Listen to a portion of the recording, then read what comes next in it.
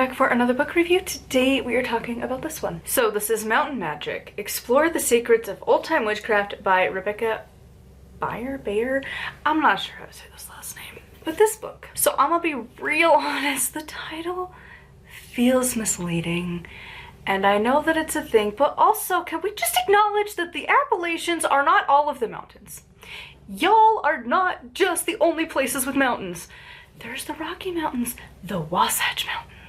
We have mountains everywhere, but no. It's only about the Appalachian Mountains, and I'm just like...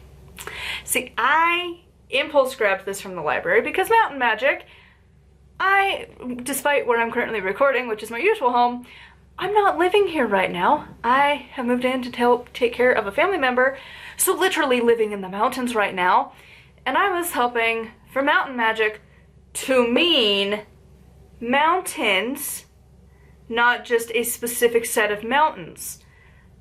Obviously with the Utah slang on there, or the accent, because T's are stupid. So yeah, Mountain Magic. No. Appalachian Folk Magic. Better title, more appropriate.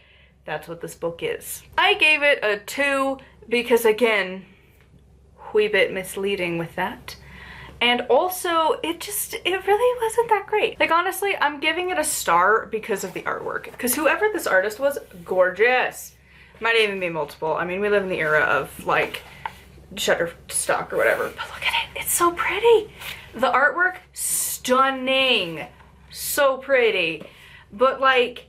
Actually, you know what? Could I find out? Is there an option? Okay, it looks like the artist might be Leah. Oh god, I'm gonna mispronounce that last name. Yonk? Probably just butchered your name. But it says cover and all full page interior illustrations. So I'm guessing that's you. I don't know. Anyways, the artist earned themselves a star because it was so pretty. But the title bothers me immensely. But then, actually on that same page, I could have just left the book on the page. Here, not a lot of people read this page. I'm pretty confident I am one of the very few who reads these pages. This is publication page. Ah, small print, such boring. Until you look, and then you're like, oh, so I don't trust a word you say. Whenever a witchcraft pagan book has this, you have got to redeem yourself from a 1 star, and again, I'm giving a star for the art. So that's the only reason it's at 2. For entertainment and educational purposes only. Do not attempt any spell, recipe, procedure, or prescription in this book otherwise. If you cannot stand, buy your work. Bye-bye. I don't trust you. I'm not gonna buy from you. I definitely need to stop doing anything with this publishing house. Y'all can go away, because they're the ones that have some of the worst books written. Wellfleet Press, I'm pretty sure they had some of the worst ones.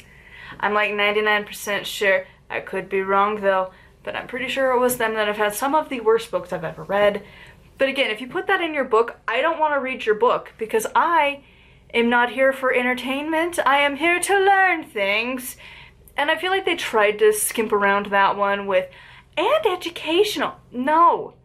You're not going to pick up a Deborah, you're not going to pick up anything from Llewellyn, or I think even Wiser, probably Moon Books. Like, there's, like, publishing houses that do, like, the alternative religions. They do witchcraft, New Age, pagan, Wiccan.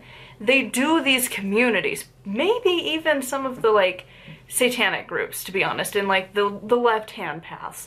I'm sure they have their own publishing houses, but... specifically in witch community, at large, pagan community, like, they don't have that. They have their own disclaimers. Like, Llewellyn has a big old page now that they put in, like, pretty much every one of their new books. It's like, hey, by the way, legally, not our problem. Just so we're clear.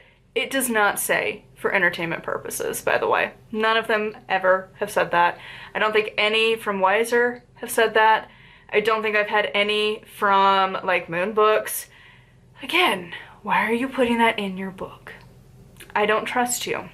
I don't trust a word written here when you have that. From that point forward, this is just kind of talking about Appalachian folk beliefs, kind of. She's not from there, she's moved there, and has been trying to interview people and trying to kind of get an idea for it, but to be honest, it doesn't read like somebody who lives there, who is that culture.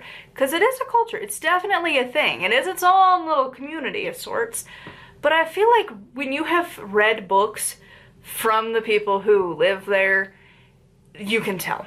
And this was not that. This was definitely an outsider looking in kind of a vibe, and really just focusing on like old folklore and like urban legend kind of vibes. It just really wasn't that good. And I'm not gonna go to the spells or anything like that because it's for entertainment. Why would we take it seriously? So I didn't put a whole lot of thought into that. A lot of it, again, it's just whatever. Basically, if you're wanting a book on Appalachian folk beliefs and magic and such, this is not the book. You need to go get Backwoods Witchcraft by Jake Richards. That is the folk book, the Appalachian magic that you're wanting. This book was not it. And again, I'm only giving it 2 because the art is so pretty. It really is more closer to a 1. Sometimes I feel like I just gotta give some credit where credit's due. I cannot afford to have an artist for my work. They're expensive, and being an author is not always a well-paying job. Some people can make it work. I would love to be one of those people. I am not one of those people. So, until such time, I cannot. But, I mean, the art in here is beautiful. I think the artist definitely deserves some credit because the writing isn't that great. It's pretty whack. But the art is beautiful. I love the style of it. I think the artist did such a good job. I mean, that would be a gorgeous book cover right there, right? Like, so pretty. Even just a print on your wall. Beautiful art. But the rest of it, just go get Backwoods Witchcraft. Such a better book on the topic. Highly recommend that one. You can skip out on this one. So I would love to know your thoughts on this one in the comments down below. Do you have any actual like mountain magic books? Not the Appalachian mountains. There are more mountains out here. And I know, whenever, there's just like certain words that you say with your accent, because everyone has an accent, that you're like, oh, this is like one of those words that really pins you into that accent. Mountain. We don't add the T. The T does not exist. The T is just there for pretty when the word is written. We don't say it. There's a lot of towns and stuff out here that we also drop the T significantly. Like, we have Layton. And we don't, it's actually a T in there. Layton. We don't say the T. There's, you know, just once in a while you catch your accent. And even then, like half the time, like when I record my audiobooks, I have to actively like speak words. Make sure you add all of the syllables. Make sure you have T at the words and the, yeah, we like to just, it feels like we just lazy our words. Like mountain instead of mountain. And I'm sure there's others that we do that it just, we change it up, you know? But of course it's your own, that, like, it's so hard to catch because, like, I have family from Michigan and they add a T. It's the wildest thing because, like, my family moved out here when my mom was, like, in her teenage years. So she's grown up here a lot. So she's adopted our accent significantly. But once in a blue moon, I can get her old accent out. And I noticed it with my other family, like my grandpa and my aunt and stuff. Once in a while, you can get that accent to show. And it's like the stupidest word. It'll be cousin't. They add a T. Why do you add a T? Like, they'll just be like, oh yeah, I went to go see my cousin. Because I'm so not used to saying the T. They add a T at the end. It is the wildest thing. Meanwhile, here we're like, nah, mountain. There's no need for a T. Anyways, that's such a side tangent. Thank you for coming along for this video. And until next time, make sure to check out my Patreon. And on the 19th, I will be having my audiobook going up so that if you want to listen to my book for free for the rest of the year, that will be starting on the 19th.